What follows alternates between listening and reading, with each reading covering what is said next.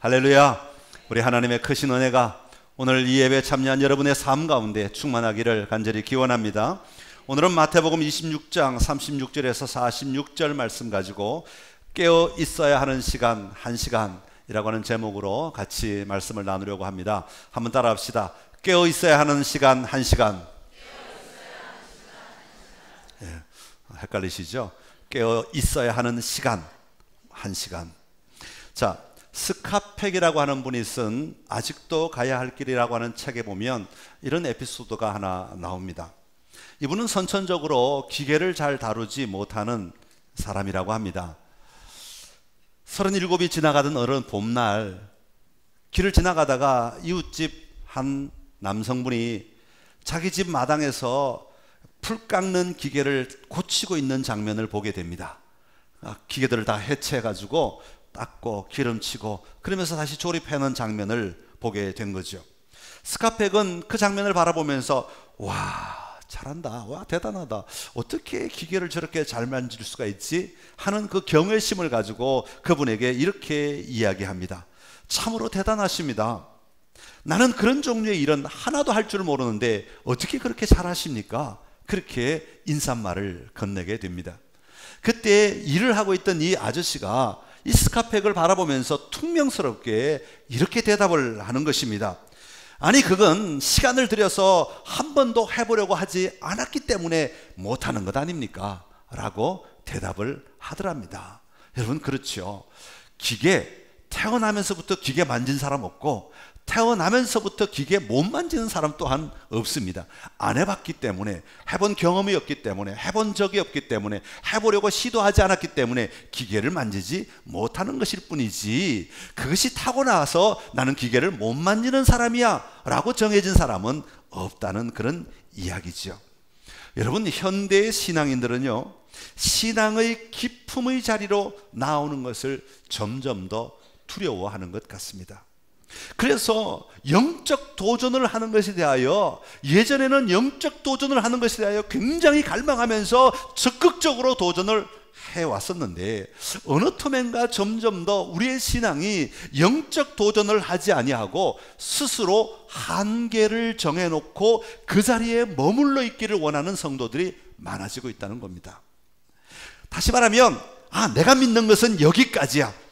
그래서 설교를 듣다가도 내가 믿기로 작정한 그 선까지는 잘 듣다가 그 선을 넘어서는 어떤 이야기를 하면, 그것이 비록 성경에 있는 이야기를 할지라도 그 선을 넘어서는 어떤 이야기를 하면 귀를 막아버리는 성도들이 있다는 거죠.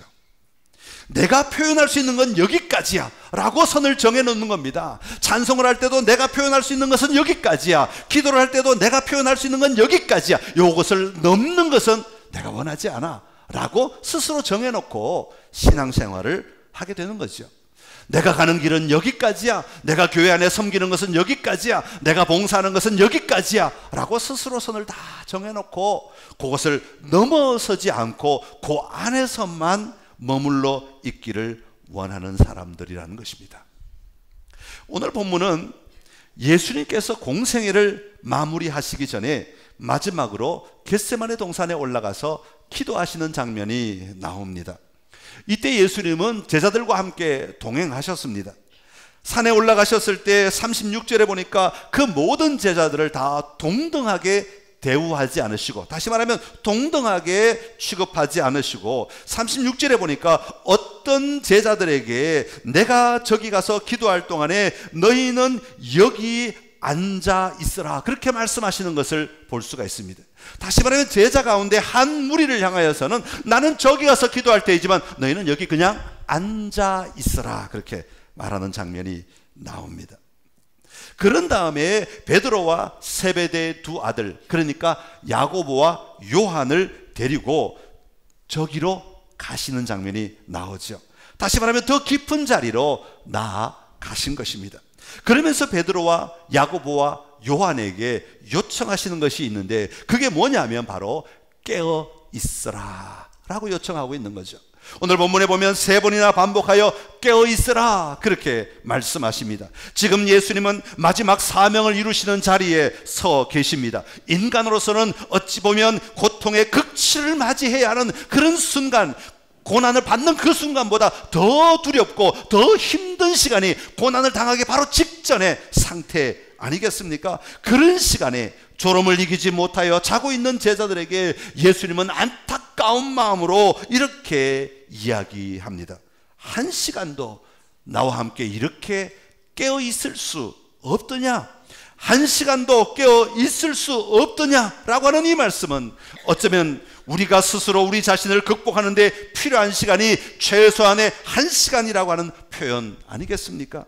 이 마지노선을 너희가 건너뛸 수 없더냐? 이 경계를 너희가 건너뛸 수 없더냐라고 하는 말씀이 바로 이 질문인 것이죠. 사랑하는 성도 여러분, 우리는 영적으로 우리의 삶 가운데 한 시간 동안 깨어있는 삶을 살아가고 계십니까? 나의 한계를 뛰어넘어 도전하는 한 시간이 오늘 우리의 믿음의 자리에 있느냐 하는 것입니다. 예수님은 오늘 우리에게도 동일하게 이 말씀을 하고 계시는 줄로 믿습니다. 한 시간도 이렇게 깨어 있을 수 없더냐?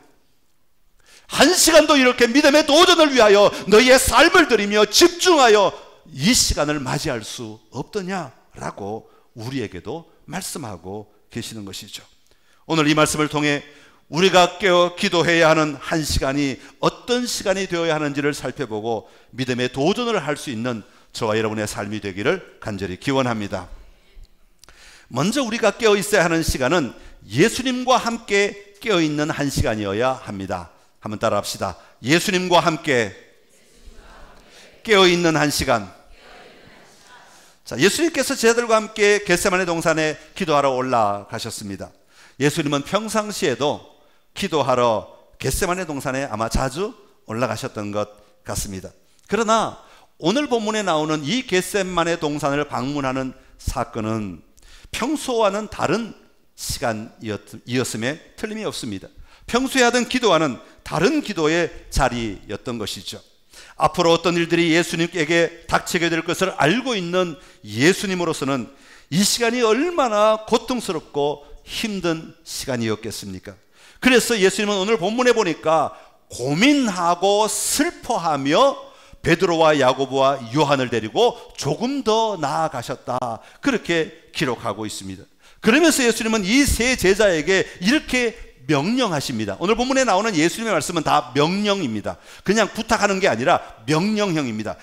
명령을 하고 계시는 것인데 뭐라고 명령하고 계시는 거니까 너희는 여기 머물러 나와 함께 깨어있으라, 그렇게 말씀하십니다. 깨어있기는 깨어있되 나와 함께 깨어있으라, 그렇게 말씀하고 있는 것이죠. 여러분, 나와 함께 깨어있으라, 이 말씀은 예수님이 단순히 혼자 기도하기 힘들기 때문에 하는 명령이 아닙니다. 혼자 기도하면 외롭기 때문에 하는 그런 명령이 아닙니다. 예수님은 자신이 감당해야 할 일들을 앞으로 제자들도 감당해야 하기 때문에, 예수님이 통과해야 될 시간을 제자들도 반드시 통과해야 하기 때문에 앞으로 일어날 일들을 감당하기 위해서는 예수님이 깨어있는 것처럼 그들도 예수님과 함께 깨어있어야만 감당해낼 수 있고 이겨낼 수 있기 때문에 하시는 명령인 것이죠. 예수님께서 제자들에게 나와 함께 깨어있으라는 말은 단순히 예수님과 같은 시간, 같은 공간, 같은 환경에 있으라, 그런 의미를 담고 있지는 않습니다. 오늘 성경을 자세히 보면 너희는 여기 머물러 나와 함께 깨어있으라, 그렇게 말씀하셔놓고 그 다음 절에 보면 예수님의 기도하시는 장소와 제자들이 머물러 있는 장소가 같지 않은 것을 볼 수 있습니다. 제자들에게 거기에 깨어서 기도하라고, 여기서 깨어서 기도하라고 말씀해 놓고는 예수님은 그 다음 절에 보면 조금 더 가셔서 기도하셨다, 그렇게 기록하고 있기 때문입니다. 그러니까 공간적인 의미로 제한해서 이것을 읽으면 안 된다는 것을 말하고 있는 것이죠. 비록 같은 공간은 아니라 할지라도 예수님께서 영적으로 씨름하며 앞을 향해 나아가는 그 기도를 제자들도 함께 씨름하며 나아가는 기도를 하라고 요구하고 계신 것입니다. 그러기에 예수님과 함께 깨어 있으라 말씀하실 때 주님과 함께 깨어 있는다는 말의 의미는 예수님이 가지고 계신 마음을 같이 품고 같은 마음으로, 같은 태도로, 같은 자세로 깨어서 기도하는 것을 이야기하고 있는 것이죠. 예수님은 지금 어떤 마음의 상태를 가지고 있습니까? 마지막 순간을 앞두고 영적으로 아마 매우 예민한 상태에 서 계실 것입니다. 영적으로 각성해 있는 상태, 영적으로 집중해 있는 상태가 바로 지금 예수님의 상태라고 말할 수 있습니다. 나와 함께 깨어있으라 하는 이 말씀은 이런 상태의 삶을 너희도 지금 살아야 한다. 너희도 지금 영적으로 이렇게 깨어있고 집중하고 각성하고 온 신경을 곤두세워서 영적으로 하나님을 향하여 온전히 다른 것에 매이지 않고 온전히 집중하여 영적으로 묶여 있어야 한다라는 것을 지금 이야기하고 있는 것이죠. 이런 상태를 너희도 유지하라고 말씀하고 있는 것입니다. 그래서 한 시간도 깨어있지 못하고 졸고 있는 제자들, 자고 있는 제자들을 바라보시며 안타까워 하시는 것을 볼 수가 있습니다. 자, 그렇다면 이런 상태에 있는 예수님의 기도는 그러면 어떤 기도이겠는가 하는 것이죠. 오늘 본문에 나오는 기도를 겟세마네의 기도라고 부릅니다. 겟세마네 동산에 올라가서 하신 기도이기 때문이죠. 그러니까 예수님은 지금 겟세마네라고 하는 동산에 올라가 계신 것입니다. 여러분, 겟세마네의 뜻이 무엇인지 아십니까? 기름 짜는 틀이라는 뜻을 가지고 있습니다. 기름 짜는 틀. 여러분, 당시에 이 유대인들은 기름을 짤 때 올리브 기름을 짭니다. 그러니까 산에 올리브 나무들이 많이 있으니까 아마 그 산 위에 기름 짜는 틀을 해서 올리브를 모아서 빨리 바로 기름을 짜기 위해서 가까이에 아마 기름 짜는 틀이 있었던 것 같습니다. 그래서 겟세마네라는 뜻이 기름 짜는 틀인데, 올리브 기름을 짤 때 어떻게 짜는가 하면 큰 둥그런 돌이 하나가 있고, 여러분 삼손이 마지막에 잡혀서 눈이 뽑혀가지고 이 맷돌을 돌리는 장면 아시죠? 그거와 같아요. 원래는 소가 돌려야 되는데 삼손이 대신 돌리는 거죠. 큰 돌이 있고 옆에 홈이 이렇게 동그랗게 파여져 있고 여기다 구멍이 하나 있고 위에 또 다른 동그란 큰 돌이 있고 가운데 나무를 꽂아가지고 이 돌을 미는 거죠. 이렇게 밀면서 거기에 올리브를 집어넣으면 이 올리브가 그 큰 돌에 눌려서 기름이 뚝뚝 떨어지게 되는데, 이 기름을 짤 때 첫 번째 짜는 기름이 가장 좋은 기름이래요. 그 첫 번째 짜는 기름이 뭐냐면 버진이라고 하는 기름. 우리 여러분 드시는 엑스트라 버진, 그 기름이 바로 첫 번째 나오는 기름이에요. 그런데 그 첫 번째 나오는 기름은 지금은 여러분 드시지만 원래는 누가 어디다 사용했냐면 성전에 불을 밝힐 때 쓰는 기름이 바로 이거예요. 가장 좋은 것은 하나님께 드리는 거기 때문에 가장 좋은 것을 가지고 첫 번째는 엑스트라 버진을 가지고 성전에 불을 밝혔어요. 여러분이 먹어도 되나요? 지금 성전 없어졌으니까 여러분이 먹어도 돼요. 왜냐하면 여러분의 몸이 바로 성전이 됐기 때문에. 그러니까 여러분이 엑스트라 버진 많이 드시고 불을 많이 밝히시기 바랍니다. 먹어도 되는 자격이 있는 것 같아요. 두 번째, 또 첫 번째 기름이 나오고 또 돌려서 나온 기름이 사람이 먹는 기름이었어요, 당시에는. 그 다음에 또 그걸로 끝내지 않고 또 돌리는 거예요. 또 기름이 나올까 싶어 또 돌리면 기름이 마지막 간들간들하게 나와. 그거는 상처가 났을 때 바르는 기름, 약으로 쓰는 기름, 올리브 기름. 그리고 그걸로 끝나잖아. 또 돌려가지고 완전히 그냥 막 정말 가루가 되도록 돌리는데, 이땐 더 이상 기름이 나오지 않으니까 이 찌꺼기를 가지고 거름으로 썼어요. 그러니까 올리브 하나를 완전히 갈아서 엑스트라 버진부터 이 거름이 될 때까지 얼마나 쥐어짜는지, 이건 그냥 그걸 쳐다보고 있노라면 도저히 와, 저렇게 될 때가 저 무거운 돌로 눌러가지고 짓눌러가지고 누르고 짜고 짜낸 그 기름인 것을 볼 수가 있죠. 여러분, 예수님의 마지막 공생의 시간, 이 고통의 시간, 겟세마네에서의 시간이 바로 그런 시간이라는 거죠.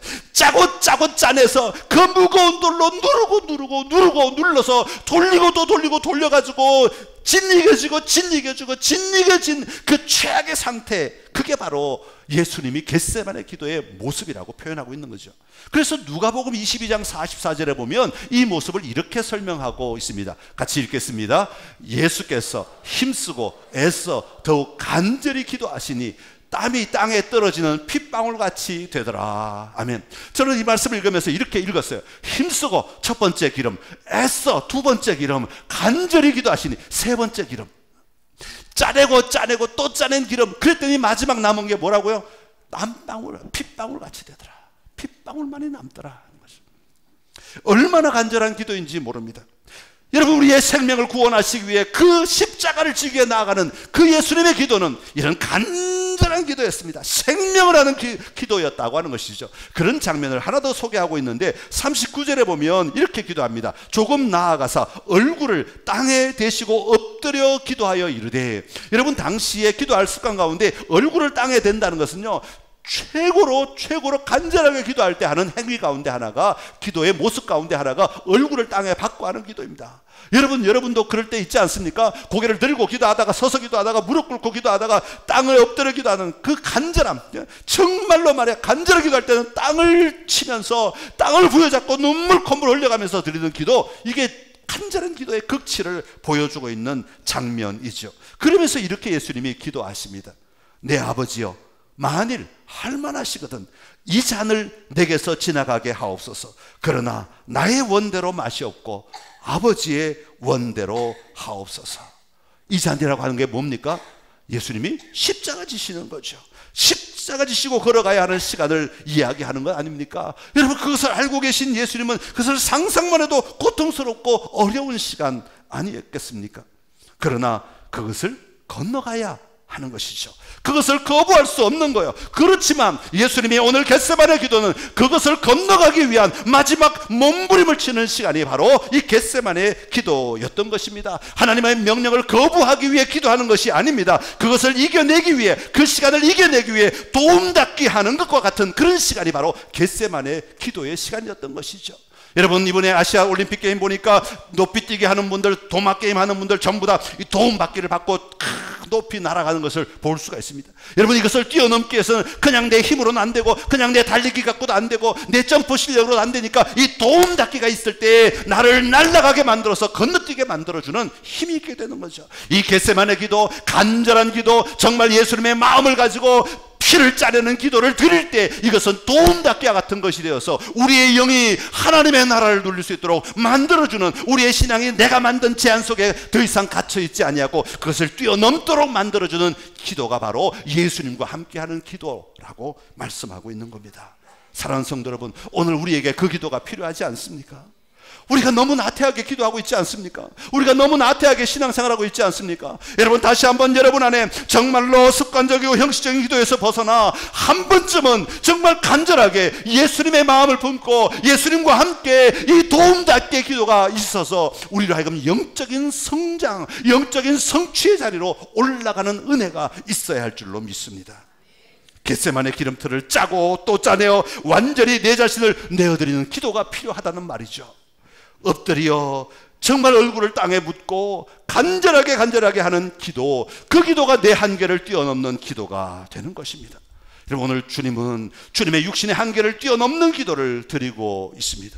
오늘 여러분에게도 이 한계를 뛰어넘는 기도가 회복되기를 간절히 기원합니다. 도전하십시오.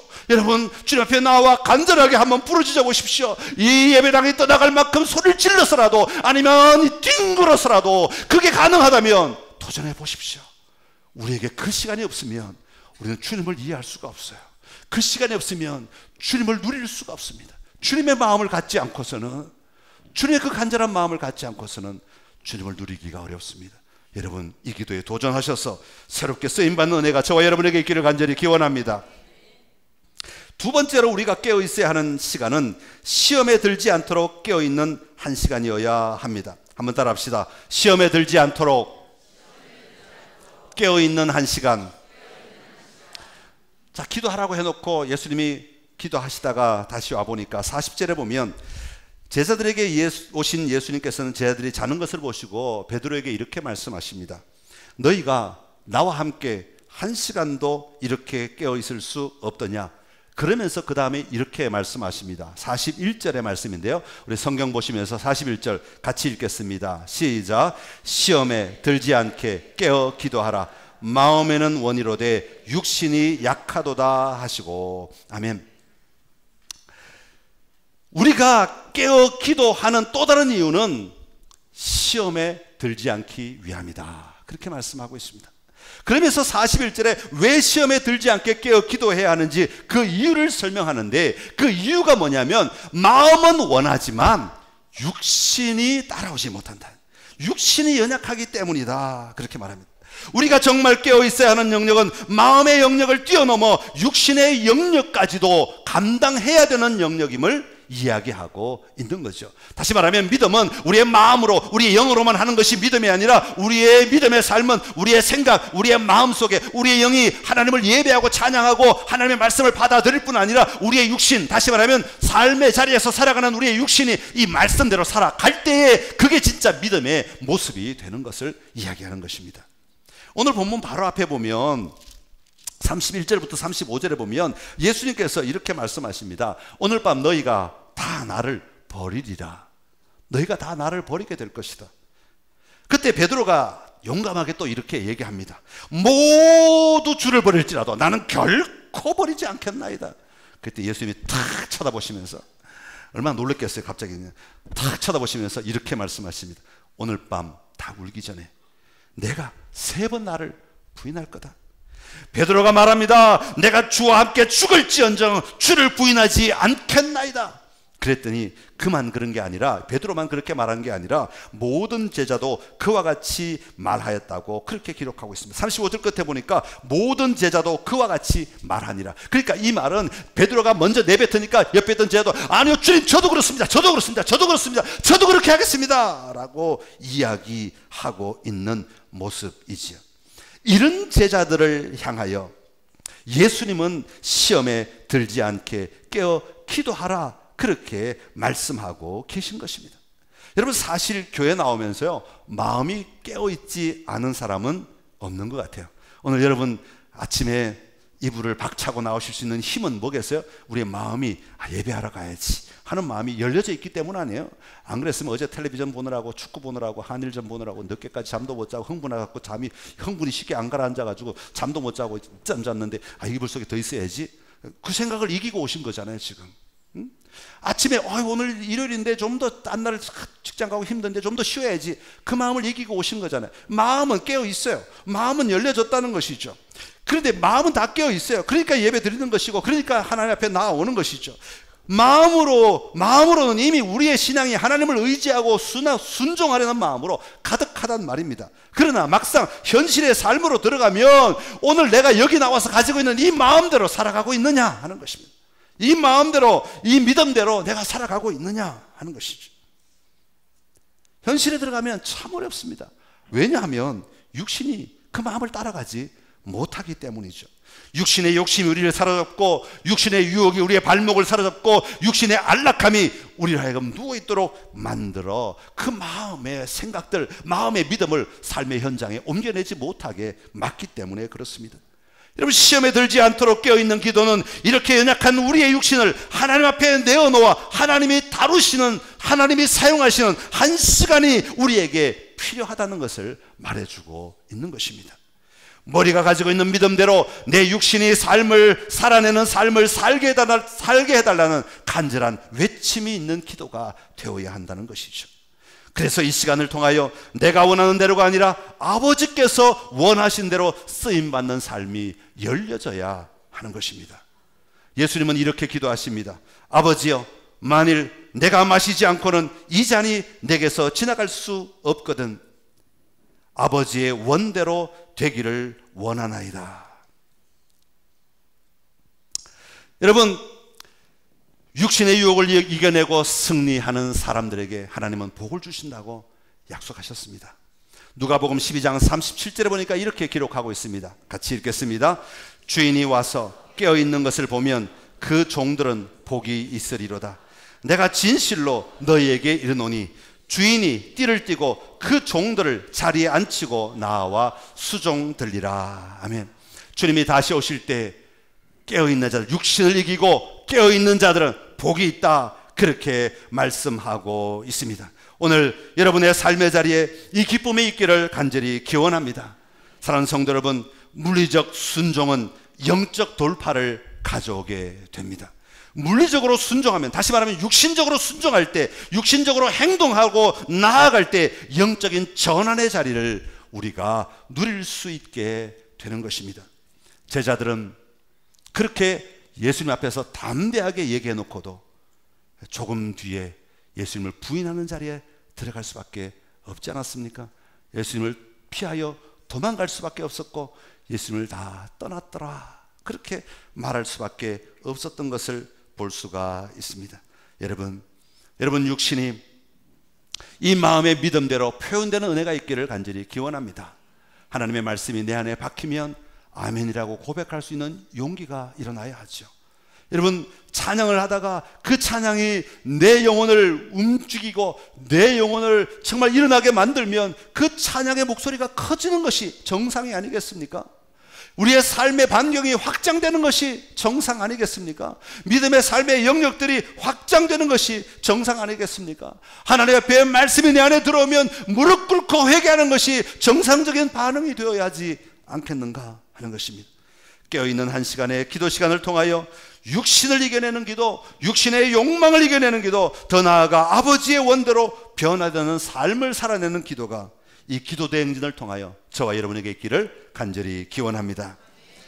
마지막으로 우리가 깨어 있어야 하는 한 시간은 함께 가기 위해 깨어 있는 한 시간이어야 합니다. 한번 따라합시다. 함께 가기 위해 깨어 있는 한 시간.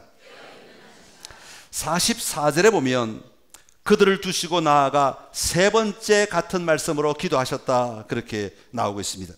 그런 다음에 마지막 45절에 보면 제자들에게 이렇게 말씀하십니다. 이제는 자고 쉬라. 때가 가까이 왔다. 인자가 죄인의 손에 팔린다. 그렇게 말씀하십니다. 여기서 자고 쉬라는 말은 말 그대로 진짜 여기서 아예 푹 자, 그런 얘기도 되지만 또 다른 의미는 아직도 자고 있느냐? 라는 의미가 담겨 있습니다. 근데 이 흐름으로 보면 저는 아직도 자고 있느냐? 이 말이 더 좋은 것 같아요. 그냥 푹 자.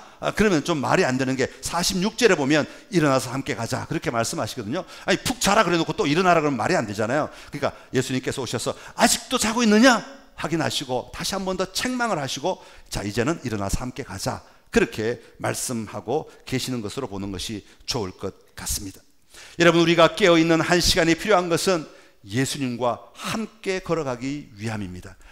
예수님과 함께 미래를 향해 걸어가기 위함인 것이죠. 예수님과 함께 앞으로의 내 앞에 놓여진 삶을 살아내기 위한 것이라는 의미입니다. 여러분, 깨어있지 못한 제자들은 56절에 보면 이렇게 말합니다. 56절 끝에 보니까 이에 제자들이 다 예수를 버리고 도망하니라, 그렇게 말합니다. 깨어있지 못하면 예수님을 떠날 수밖에 없습니다. 깨어있지 못하면 예수님을 배반할 수밖에 없습니다. 깨어있지 못하면 그냥 잠을 자는 자리에 머물러 있을 수밖에 없는 것이죠. 사랑하는 성도 여러분, 깨어있는 한 시간, 깨어 기도하는 한 시간은 우리의 삶의 현장에서 예수님과 함께 지속적으로 동행하며 나아갈 수 있도록 만들어주는 힘이 있는 시간입니다. 이 기도가 여러분에게 있기를 간절히 기원합니다.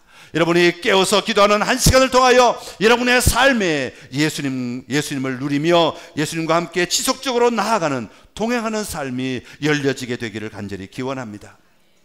오늘 본문이 말하는 한 시간, 원어적으로 보면 한 시간이 60분 가리키는 한 시간 맞습니다. 한이라고 하는 일이라는 것과 시간, 한 시라고 하는 것은 두 개 합쳐서 한 시간, 시간적으로 맞아. 그러니까 60분, 예수님이 한 시간도 깨어 있을 수 없더냐 그랬더니 그럴 때 60분도 기도 못하느냐, 이제 그 얘기와 사실은 같은 맥락인데, 그 당시 한 시간의 시계가 뭐 정확하게 한 시간 어떻게 알 수 있었겠어요? 시계가 없으니까. 그런 의미보다는 어느 일정한 시간, 너희가 이 시간도, 너희가 극복해내야 될 이 시간도 이겨낼 수 없더냐, 그런 의미가 담겨 있는 거죠. 그러니까 이것은 결코 짧은 시간을 얘기하지 않습니다. 여러분, 기도 잘 안 하시던 분들이 기도하러 오셔가지고 혼자 기도 막 하면요, 정말 내가 열심히 기도해서 얼마나 많은 것들을 얘기한지 몰라, 얼마나 많은 제목들을 얘기한지 몰라. 그런데 시계를 딱 쳐다보면요 30분밖에 안 지났어요. 그리고 또 더해서 기도를 열심히 하면 이제 좀 더 기도가 열리고 기도의 장이 확장되고, 그래서 이제 또 기도 제목들을 많이 가지고 3대조부터 시작해서 내 4대 후손까지 다 기도해도 시계 보면 50분밖에 안 지났어. 그런데요, 기도가 무르익게 되면요, 기도가 깊어지게 되면요, 이 한 시간이 그냥 지나가는 거예요. 눈 감았다 뜨니까 한 시간이더라, 그렇게 되는 거죠. 눈 감았다 뜨면 한 시간이 지나가는 기도, 그때가 그 진짜 한 시간이 되는 겁니다. 이해하시겠죠? 60분의 시간이 중요한 게 아니라 눈 감았다 떴더니 그 시간이 이렇게 지나가 버리는, 그것을 한 시간이라고 얘기한다는 것이죠. 자, 그러면 이 한 시간이 되기 위해서는요, 갑자기 앉는다고 한 시간 되지 않습니다. 갑자기 앉아서 기도해 보십시오. 10분 지나면 한 시간 지난 것 같고 20분 지나면 한 시간 지난 것 같아요. 절대로 되지 않습니다. 그렇기 때문에 이 한 시간의 기도가 되기 위해서는 짧은 기도가 많이 있어야 합니다. 짧은 기도라고 하는 것은 뭐냐 하면 아침에 눈 뜨면 그 자리에서 앉아 기도하십시오.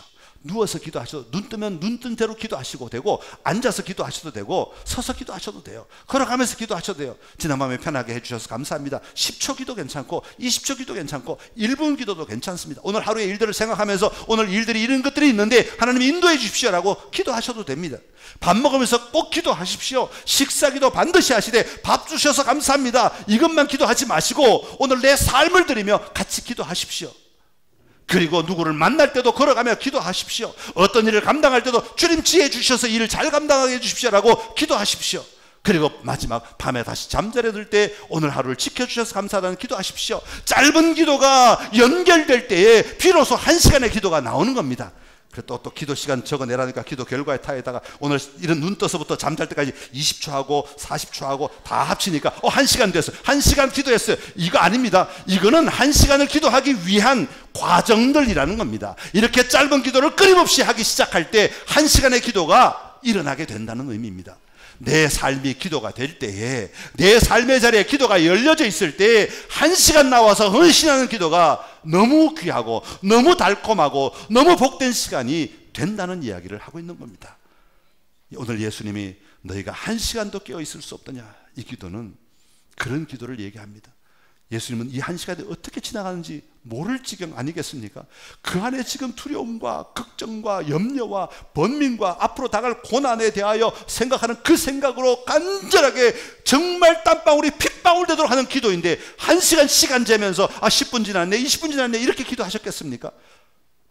간절하게 얼굴을 땅에 받고 기도하다 보니까 이미 훌쩍 한 텀의 기도 시간이 지나가 버린 거예요. 그거를 1시간이라고 얘기하는 거예요. 오늘 우리에게 이 1시간이 회복되기를 간절히 기원합니다. 여러분 도전하십시오. 이 1시간의 기도가 여러분에게 될 때 비로소 여러분에게 기도가 열려지게 된 겁니다. 여러분 이 1시간의 기도를 드릴 때까지 여러분의 기도 시간을 드리고 여러분의 시간을 헌신하시고 여러분의 삶을 헌신하셔서 나오는 은혜가 있기를 간절히 기원합니다. 예수의 생명이 흐르는 기도 대행진은 응답하시는 하나님 앞에 드리는 헌신의 기도를 통하여 성도들의 영이 살아나고 삶이 살아나며 역동적인 사명을 회복하고 누리는 기도 시간입니다. 이 시간을 통해 다시 살아나는 역사가 우리 모든 성도들의 삶의 자리에 일어나게 되기를 간절히 기원합니다. 기도하겠습니다. 참 좋으신 우리 하나님 아버지, 은혜를 감사합니다. 예수님께서 보여주신 1시간의 기도를 통하여 우리의 삶 속에서도 이 1시간의 기도에 도전할 수 있게 하여 주시니 감사합니다. 하나님, 예수님과 함께 가는 1시간, 예수님과 함께 머무는 1시간 기도가 우리에게 일어나게 하여 주시옵소서. 시험에 들지 않게 깨어있는 1시간의 기도가 우리에게 있게 하여 주시어서 담대하게 세상을 이기는 힘이 기도로부터 나오게 하여 주시옵소서. 우리의 미래를 향하여 함께 가는 시간이 있게 하여 주옵소서. 이 1시간의 기도로 말미암아 우리의 미래에 주님과 늘 동행하는 삶이 되게 하여 주옵시고 주님이 열어주신 길을 걸어가게 하시고 마침내 우리 하나님의 보좌 앞에 설 수 있는 은혜가 있도록 그렇게 걸어갈 수 있는 힘이 있는 기도가 우리에게 있게 하여 주옵소서. 예수님의 이름으로 기도드리옵나이다. 아멘.